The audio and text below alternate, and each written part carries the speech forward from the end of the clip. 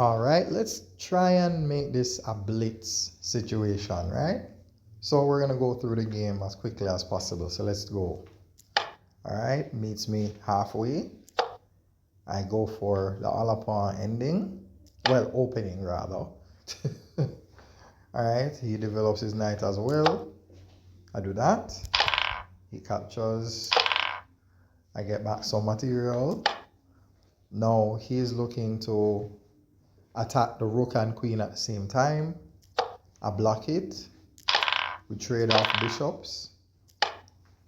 Not sure why there wasn't an immediate queen drop, but so as to prevent it, I just move the pawn there. All right, goes for additional development there. I attack the knight. He defends. I castle to attack the bishop. He defends. I wanted to free my knight from being pinned down to the queen. So maybe that was my justification for moving that knight right there. Didn't want it to get pinned. All right, so he goes away with my pawn. So I apply pressure to one square. I'm overloading. So we trade. He castles after the trade.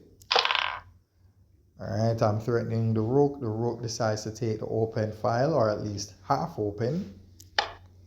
So now, yeah, I default. I put myself back on d5, or at least where I wanted to go in the first place. And now, yeah, I probably should have taken the pawn and kicked out with the knight immediately. I probably should have. But I was more worried about the rook coming down. So I decided to deal with that threat first. Now, there's a bit of a menacing attack on my e3 pawn. So I defend it. Now, maybe he was trying to distract me. Wanted to give me a pawn so that he could launch some type of fork or some type of attack that would lead my e3 pawn unguarded. So maybe he was giving me, you know, a little bit of a treat, hoping I would fall for the bait. All right, I like this move because it's very provocative. So I am forcing the bishop to move off of that square. All right. Yeah. So we're in a situation where we're going to have to trade. So I accept. Yeah, this is one of those subtle moves that you do with your queen. It's very helpful in a lot of your games when you make those subtle movements. And then, of course, your opponent might miss it. And the piece is free. Now he puts me in check.